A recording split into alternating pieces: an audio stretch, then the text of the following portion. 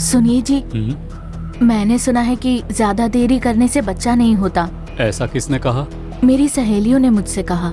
जब प्रभु इच्छा से आशीष देते हैं और इंसान उसे रोकता है तो निश्चय ही प्रभु का मन दुखी हो जाता है। परमेश्वर द्वारा मिल रही आशीष को ठुकराइए मत। परमेश्वर के आशीष के लिए प्रार्थना करें, अपने आप को अर्पण करें, प्रभु के हाथ में सौंप दीजिए। तब प्रभु आपको गर्भ के फल का आशीष जरूर प्रदान करेंगे।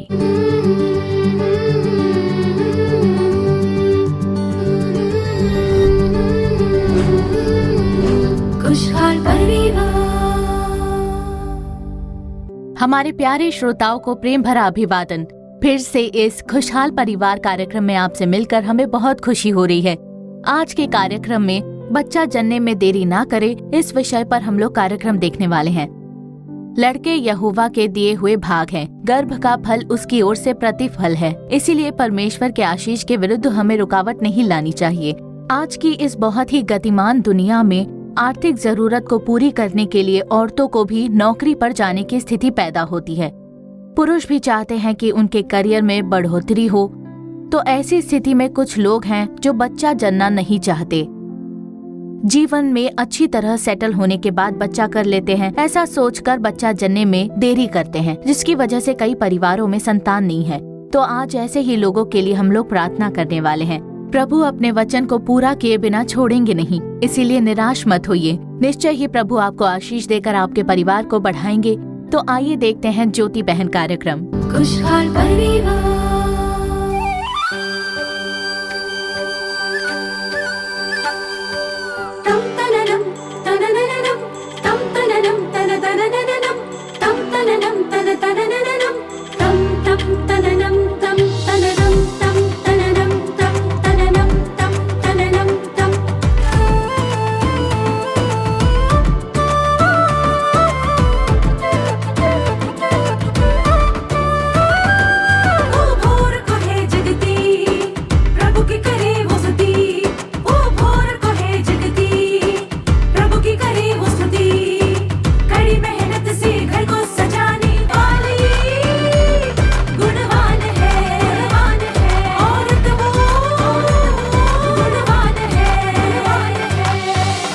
ज्योति बहन। सुनिए जी, लोग मुझसे सवाल करने लगे हैं, ऑफिस में भी बातें करने लगे हैं। समस्या तुझ में है या तेरे हस्बैंड में प्रॉब्लम है, ऐसी बातें करने लगे हैं। तो तुमने क्या कहा? मैं क्या कहती, बिना कुछ कहे खड़ी रही। अच्छा, कल तुम माँ के साथ बहुत देर बात कर रही थी। सास और बहू दोनों मिलकर ऐसी क्या बात कर रही थी? मुझसे सासू माँ और क्या बात करती। उन्होंने कहा कि जल्दी से मुझे पोता या पोती दे दो, और गणेश से कहकर उसका निर्णय बदलने के लिए बोलना, ऐसा कहा। क्या ये सच में माँ ने कहा या तुम कह रही हो? अच्छा, माँ है कहाँ? सासू माँ तो सुबह किसी के साथ बहुत देर तक फोन पर बात कर रही थी, पर पता नहीं कौन था वो।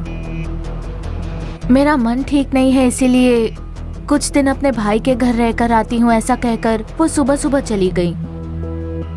क्यों? क्या उन्होंने आपको नहीं बताया?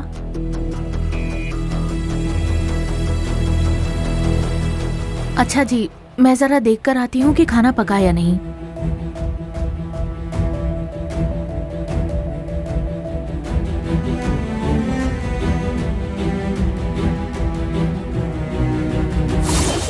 सुधा, तुम्हें अभी अभी नौकरी में प्रमोशन मिला है, इसीलिए।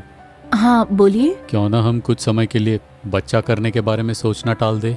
उसका और मेरी नौकरी का क्या लेना देना है? वो बात यह है, अगर तुम कंसीव हो गई तो ठीक से ऑफिस नहीं जा पाओगी, छुट्टी लेना पड़ सकता है। मैं बस यही कह रहा था, और कुछ समय के लिए हम थोड़ा एंजॉय कर लेते हैं। तो तुम क्या कहती हो?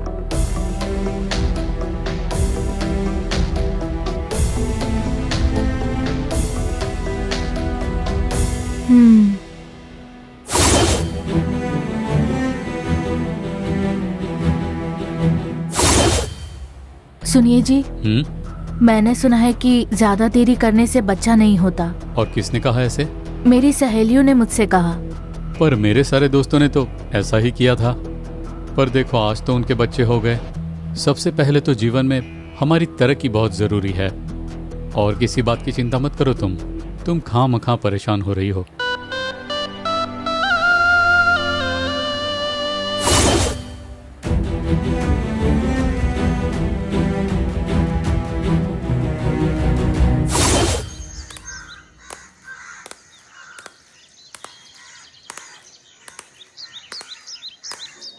सुनिए, अब तो 1 साल से ज्यादा हो गए, तो बच्चा कर लेते हैं।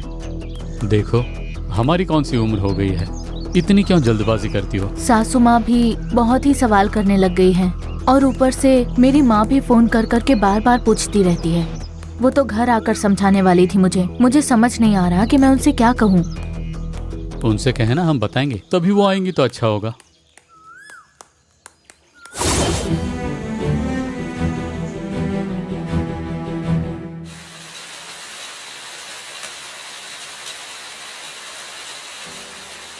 गणेश, तुम दोनों तो पढ़े लिखे हो, समझदार भी हो।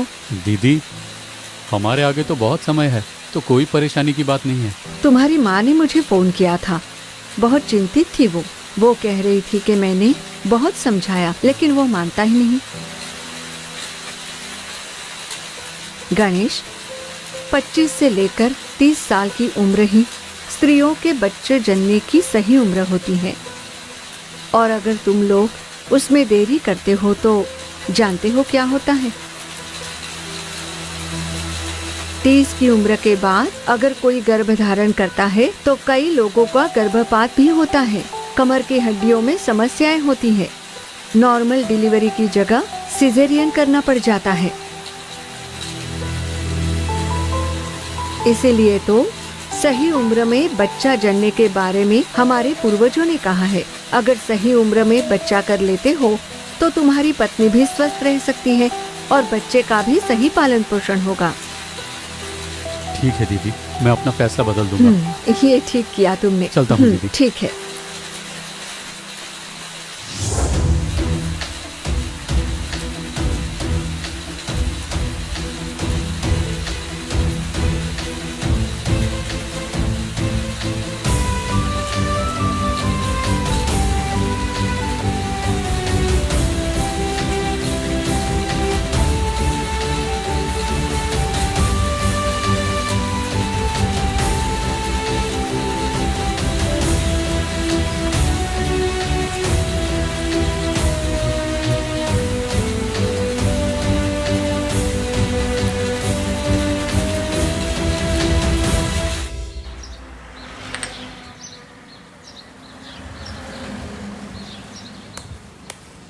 ये ले भाई।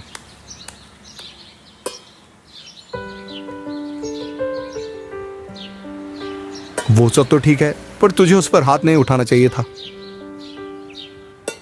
हाँ, तू सही कह रहा है, लेकिन मैंने थोड़ी जल्दबाजी कर दी। पर मैं तो काफी समझा रहा था तुझे। चल कोई बात नहीं, अब तो उसे होकर 3 महीने हो गए। ज्योति दीदी ने भी उन्हें बहुत समझाया था, लेकिन अभी भी वो बदला लेने के बारे में सोच रहा है। ये क्या कह रहा है तू? उस दिन तो मांडवली कर ली थी। वो बस दिखावा था। कल भी उसने राजू को संदेशा दिया है, मौका मिलेगा तो तुझे वो सबक सिखाने वाला है। चलो कोई बात नहीं, संभाल लूंगा।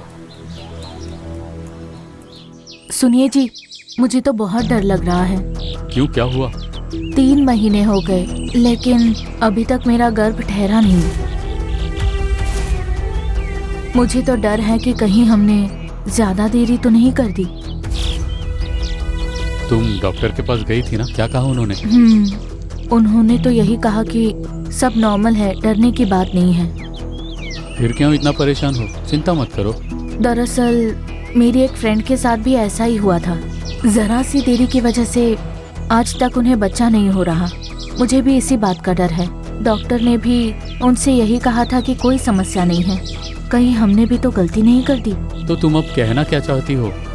ये सब किसी बड़ों को बताने के लिए आपकी माँ भी घर पर नहीं है, इसीलिए। क्या तुमने अपनी माँ को बुलाया है? मेरी माँ को तो नहीं, पर ज्योति दीदी को बुलाया है मैंने।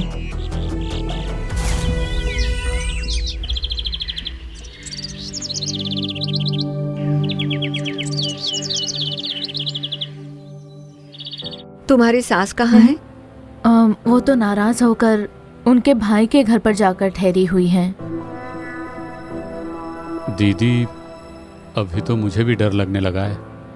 कहीं हमने ये देरी करके गलती तो नहीं कर दी, इसीलिए डर लग रहा है। गणेश, बच्चे तो यहोवा के दिए भाग हैं और गर्भ का फल परमेश्वर की ओर से आशीष है, ऐसा वचन कहता है। जो आशीष प्रभु अपनी इच्छा से देते हैं और इंसान उसे रोकता है तो निश्चय ही प्रभु का मन दुखी हो जाता है। जब प्रभु हमें देते हैं तो उसे रोकना नहीं चाहिए, और हमें तो ऊपर से वो अधिकार भी नहीं है।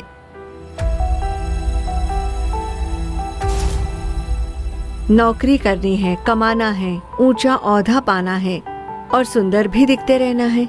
अगर बच्चा हो जाए तो निजी खुशी चली जाएगी, ऐसा सोचकर आज कई सारे लोग बच्चा करने में देरी करते हैं लेकिन उन्हें उसका दुष्प्रभाव समझ नहीं आता। दीदी आप ही बताइए मैं क्या करूं? बाइबल में एक जगह प्रभु यीशु एक 38 साल के बीमार से ये पूछते हैं कि क्या तुम चंगा होना चाहते हो? यहाँ पर भी परमेश्वर वही तुम दोनों से पूछ रहे हैं।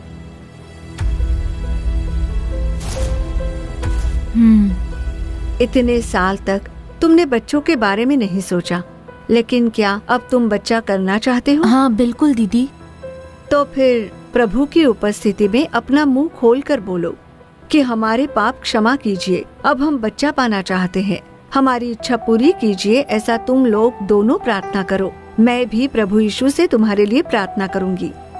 बस यही एक मार्ग है। ठीक है दीदी। और ऐसी एक स्थिति में घर में किसी बड़े का होना बहुत जरूरी है। उसके लिए मैं तुम्हारी सास से बात करूंगी। गणेश, सुधा, तुम दोनों किसी बात की फिक्र मत करो, तुम्हारी इच्छा अनुसार प्रभु जरूर तुम्हारे लिए करेंगे।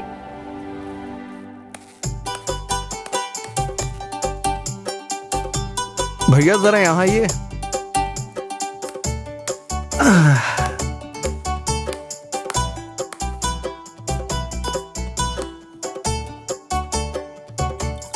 आज खाने में, अरे तू खुशहाल परिवार। क्या आपने ज्योति बहन कार्यक्रम देखा? आपका करियर, आमदनी, बच्चों का पालन पोषण, ये सारी चिंता प्रभु पर छोड़ दीजिए। निश्चय ही प्रभु परमेश्वर ये सब संभाल लेंगे। तो उसके लिए हमारे इस कार्यक्रम से जुड़कर आप प्रभु से प्रार्थना करें। आगे आपकी कमियां दूर होकर संतान की आशीष की वृद्धि के लिए उपदेश देकर प्रार्थना करने के लिए बहन चल्ला रानी अप्पा दुराई बिल्कुल तैयार है। आइए संदेश सुनते हैं।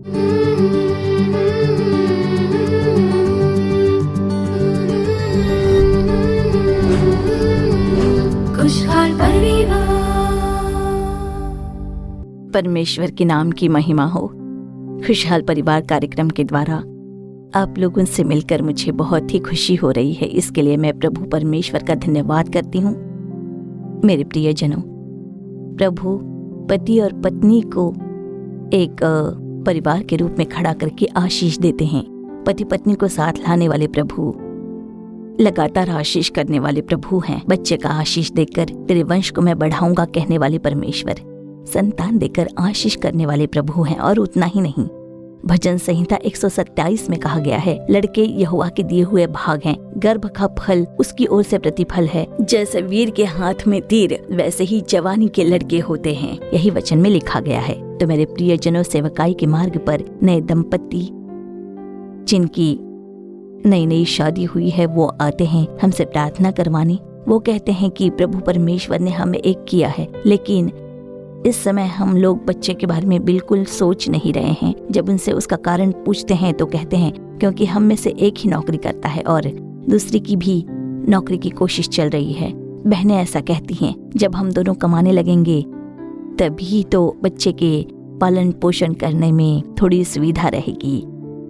जब सिर्फ एक ही आमदनी हो तो घर का खर्च और फिर हम दोनों के खर्च के बाद ये मुमकिन नहीं लगता है। तो दोनों की नौकरी के बाद ही बच्चे के बारे में हम लोग सोचना चाहते हैं। ऐसे ही कुछ दंपति हमसे आकर कहते हैं, जबकि कुछ लोग कहते हैं कि हम दोनों ही नौकरी करते हैं, इसलिए हम नौकरी पर गए तो बच्चे को कौन संभालेगा, बच्चों को जिम्मेदारी के साथ कौन पालेगा, क्योंकि हम दोनों ही परिवार में से किसी के भी माता पिता अगर बच्चों को संभालने की स्थिति में इस समय नहीं है, क्योंकि उनकी भी उम्र हो चुकी है, वो नहीं आ पाएंगे। इसलिए हम इसके बारे में कुछ देर के बाद सोचना चाहते हैं। ऐसा भी कुछ दंपत्ति आकर हमसे कहते हैं और वो बच्चा कर देकर नहीं सोचते। तो देखिए मेरे प्रियजनों, हम संसार में देखते हैं कितने सारे लोग लाखों लाख रुपए खर्च करते हैं, कई सारी जगह पर जाकर ट्रीटमेंट करते हैं, लेकिन बच्चे का आशीष नहीं पाते हैं। कई सारे लोग दुखी होकर प्रार्थना करने के लिए आते हैं, लाखों रुपए खर्च करते हैं और उस ट्रीटमेंट के दौरान हमारा शरीर भी थक जाता है, बहुत ही कमजोर हो जाते हैं, लेकिन फिर भी देखिए उस दर्द को सहते हुए, पैसों की परवाह न करते हुए किसी भी तरह एक बच्चा हो जाए तो काफी है, यही सोचते हैं। वो लोग ऐसा ही कहते हैं, प्रार्थना करवाते हैं।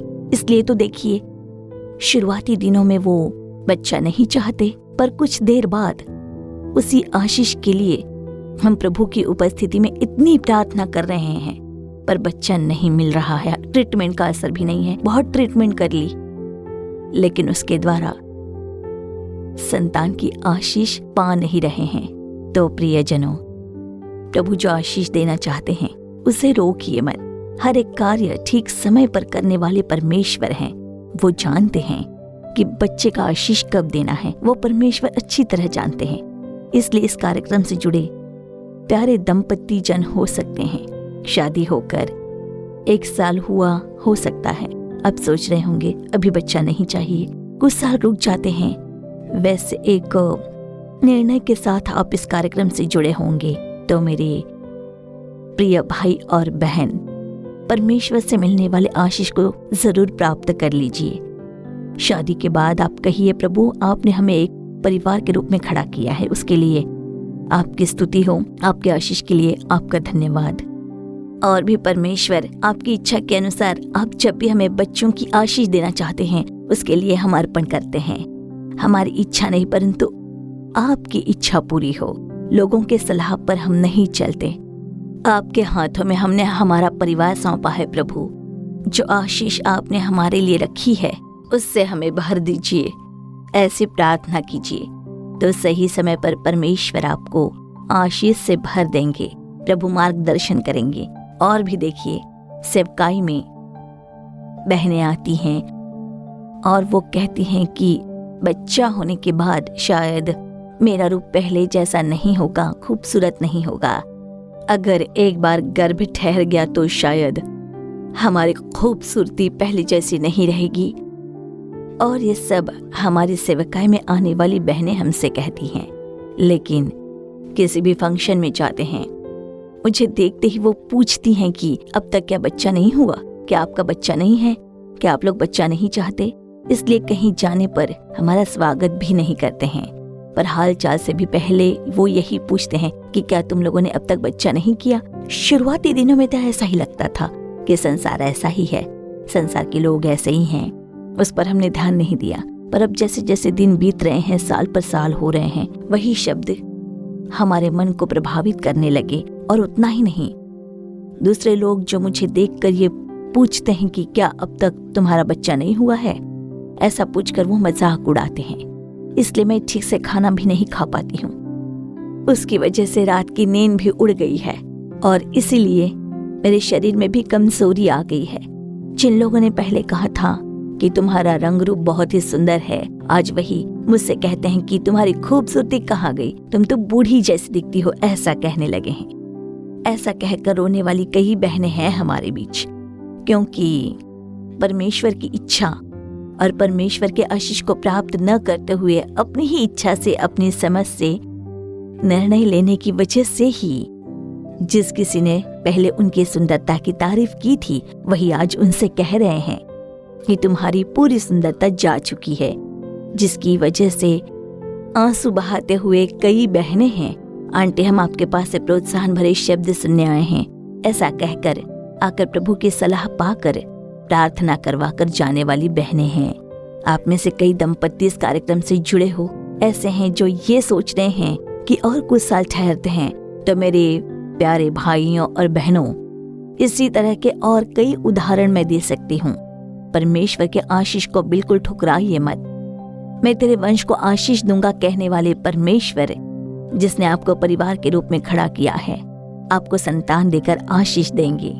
आपको बच्चा देकर आशीष करना मात्र उतना ही नहीं, लेकिन उससे भी बढ़कर आपके बच्चों के द्वारा आपका नाम रोशन करेंगे परमेश्वर, कि इस बच्ची के माता पिता हैं ये। जब ऐसा लोग कहेंगे, बच्चों की आशीष देखकर दुनिया आपकी ही बड़ी तारीफ करने वाली है। तो परमेश्वर एक दंपति को बच्चा देकर आशीष देते हैं, उतना ही नहीं पर आपके परिवार को, आपके नाम को ऊंचा उठाने का भी कार्य परमेश्वर करते हैं। इसलिए हो सकता है कि आप निर्णय लिया हो कि बच्चे की जल्दबाजी नहीं है। आप लोगों ने फैसला किया है कि और थोड़े साल रुक जाते हैं, उसके बाद सोचेंगी। आज आप ये कार्यक्रम देख रहे होंगे तो प्रियजनों, प्रभु परमेश्वर आपको आशीष से भरना चाहते हैं, आपके नाम को ऊंचा उठाना चाहते हैं। आप दूसरों के मजाक का कारण बनो, ऐसा परमेश्वर बिल्कुल नहीं चाहते। आप कह सकते हो कि बच्चा नहीं होने के कारण दुनिया हमारा मजाक उड़ाती है। आप आंसुओं में हो। ऐसी कई बहनें हैं जो अपने जीवन में केवल आंसुओं में डूबी रहती हैं। तो आप परमेश्वर के आशीष के लिए प्रार्थना करें, अर्पण कीजिए, प्रभु की इच्छा में सौंप दीजिए। तब प्रभु आपको संतान का आशीष देकर निश्चय ही आशीष से भर देंगे। उस आशीष को पाने के लिए हम प्रार्थना करेंगे। स्तुति करते हैं परमेश्वर, धन्यवाद के साथ आपकी स्तुति स्तुति स्तुति स्तुति करते हैं। आप एक दंपति को एक परिवार के रूप में खड़ा करते हो, उन्हें बच्चों की आशीष देने के लिए आप इच्छुक हो, इसके लिए आपकी स्तुति हो। आज एक दंपति के रूप में ये कार्यक्रम देखते हुए कई लोग प्रार्थना कर रहे हैं संतान के लिए। उन हर एक पर प्रभु का सामर्थ्य उतरने के लिए हम प्रार्थना करते हैं। ऐसी नई दंपति जो बच्चा करने में जल्दबाजी नहीं करना चाहती थी और इंतजार करना चाहते थे, उन हर एक परिवारों को आप क्षमा कीजिए, जो अपनी ही इच्छा के कारण, अपनी ही समझ के कारण मनुष्य से सलाह लेकर कार्य करने वाले हर एक को क्षमा कर दीजिए परमेश्वर। अब वो लोग आपकी इच्छा के लिए समर्पण करने के लिए और उनका जीवन जीने के लिए आपकी कृपा के लिए हम प्रार्थना करते हैं प्रभु। लड़के तो यहोवा के दिए हुए भाग हैं, उस वचन के अनुसार गर्भ का फल उसकी ओर से आशीष है। उस वचन के अनुसार परमेश्वर गर्भ का आशीष देने वाले प्रभु मात्र आप हो। इस समय बच्चों के लिए हमारे साथ मिलकर प्रार्थना करने वाले हर एक बहनों के गर्भ में प्रभु का सामर्थ्य उतरने दीजिए। गर्भ के आशीष के विरोध में कार्य करने वाले हर एक रुकावट अब दूर हो जाए। प्रभु यीशु मसीह के नाम में हम प्रार्थना करते हैं। हे प्रभु, इन लोगों ने अर्पण के साथ आपकी उपस्थिति में आकर प्रार्थना की है। आप क्षमा करने वाले परमेश्वर हो। इन्हें आशीष देकर आपके नाम की महिमा के लिए हम लोग प्रार्थना करते हैं। निंदा, अपमान और मजाक उड़ाए जाने के कारण अब उन्हें एहसास हो रहा है कि उन्होंने गलती की है, इसलिए आपकी क्षमा के लिए वो प्रार्थना कर रहे हैं। संतान के लिए प्रार्थना करने वाले हर एक को आप देखिए परमेश्वर। कृपा के लिए प्रार्थना करते हैं परमेश्वर। गर्भ के फल को आशीष देकर आने वाले समय में एक गवाही बनकर खड़ा करने के लिए आप कृपा कीजिए परमेश्वर। हमारी प्रार्थना सुनने के लिए आपका धन्यवाद प्रभु। आपके नाम की महिमा होने जा रही है, उसके लिए धन्यवाद। प्रभु यीशु मसीह के नाम में प्रार्थना सुन लीजिए पिता, आमीन। तो प्रियजनों, प्रभु की उपस्थिति में जो प्रार्थना आपने की है उसे प्रभु ने सुनी। वो दयालु प्रभु है, क्षमा करने वाले प्रभु हैं। आपकी प्रार्थना सुनकर उन्होंने क्षमा की और दया से आपको गर्भ का फल देकर आपको आशीष देंगे। लगातार अर्पण में बने रहिए, प्रभु की इच्छा के लिए सौंप दीजिए। बस एक शब्द, प्रभु मुझे क्षमा कर दीजिए और मेरी इच्छा नहीं पर सिर्फ आपकी इच्छा के प्रति मैं अर्पण करती हूँ। आप आशीष दीजिए। हमें परिवार के रूप में लाने वाले प्रभु हमारे परिवार के सारे आशीष और बच्चे के आशीष को देकर हमें भर दीजिए। ऐसी प्रार्थना कीजिए। प्रभु निश्चय ही इस कार्यक्रम के द्वारा आपको गवाही बनाएंगे। ये कार्यक्रम प्रार्थना के साथ तैयार किया गया है और प्रार्थना के साथ उपदेश पाकर आपके आगे ये प्रभु का वचन लाया गया है और प्रभु की आत्मा आज आपने इस प्रार्थना में अर्पण की है। इसलिए प्रभु आपको आदर प्रदान करेंगे और बच्चे की आशीष देकर आपको खुशियों से भर देंगे। आमीन। खुशहाल परिवार। तो प्रियजनों, आज का ये कार्यक्रम आपके लिए आशीष रहा होगा, ऐसा हम लोग मानते हैं। आपने जो कृपा और भलाई पाई है उसे हमें बताना बिल्कुल भूलिएगा मत। आपकी जो भी प्रार्थना विनती हो उसे चिट्ठी या ईमेल के द्वारा आप हमें जरूर बताइए। आपके लिए प्रार्थना करने और सलाह देने के लिए भाई मोहन सी लाजरस और प्रभु के दूसरे दास तैयार हैं। हमारे दूसरे कार्यक्रमों से जुड़ना बिल्कुल मत भूलिए, विशेष रूप से हमारे आओ प्रार्थना करें कार्यक्रम से जुड़ना बिल्कुल भूलिए मत, जिसमें आपके परिवार के आशीष के लिए विशेष रूप से प्रार्थना की जाएगी। फिर हमारे दूसरे कार्यक्रम में आपसे मुलाकात होगी। तब तक प्रभु की कृपा आपके संग बनी रहे। For further details and prayer support, contact Jesus Redeems Ministries, Nallumavadi, Tuticorin District, 628211. Our phone number 04435454545. Email info@jesusredeems.org. Our website www.jesusredeems.com. God bless you.